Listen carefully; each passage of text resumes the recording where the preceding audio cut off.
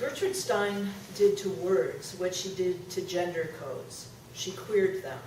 That is, she implicated sexual transgression in the modernist imperative to make strange. For example, in a book called A Long Gay Book, Stein innocently repeats the word gay hundreds of times, sometimes as many as 10 in a given sentence, allowing the reader to take her at her word that this is indeed a gay as in queer book, or a gay as in happy book, or to choose to believe that repetition renders the title word and all its connotations utterly senseless.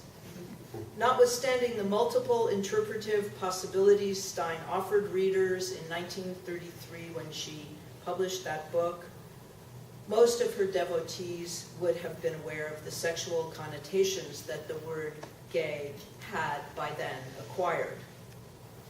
Andy Warhol's work has been viewed similarly by advocates and detractors alike as coupling homoeroticism with aesthetics.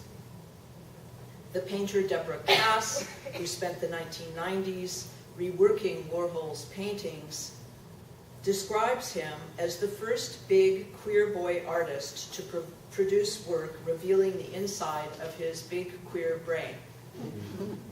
Like Stein, Warhol spotlighted same-sex desire in his work, yet professed indifference to liberation politics. Even when the sexual references are ambiguous, Warhol's practice, like Stein's, is quintessentially queer, resistant to making sense in any fixed categorical way.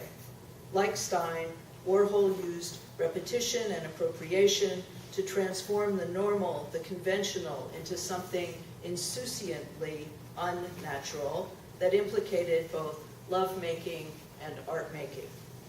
His oeuvre, like that of Stein, has moved from the queer margins to the mainstream.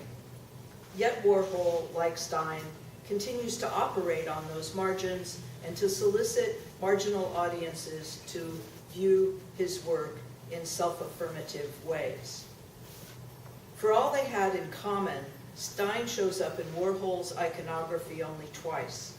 First, an early work, the autobiography of Alice B. Shue, from 1955, was part of a campy portfolio bearing the Proustian title À la recherche du chou perdu. And it, of course, references Stein, the title, of course, references Stein's bestseller of 1933, The Autobiography of Alice B. Toklas. Warhol's fanciful portrait of a hot pink high-heeled shoe with an orange bow and an orange lining resembles the shoe ads that were Warhol's bread and butter before he broke away from the commercial art milieu. This early tribute relates more to Toklas, though, whose love of shoes Warhol shared, than to Stein. When Stein does make an appearance in Warhol's oeuvre, properly speaking, she appears in the context that celebrates her Jewishness. Warhol, who had already created a series titled The 10 Most Beautiful Women and another called The 10 Most Wanted Men, undertook to create 10 portraits of Jews of the 20th century, including Stein in his pantheon, despite her disinclination to identify as Jewish. A Jewish museum show in New York in 1980, which was restaged by Richard Meyer at the Contemporary Jewish Museum of San Francisco in 2008, featured 30 Warhol paintings from this series based on archival photographs of Jewish geniuses.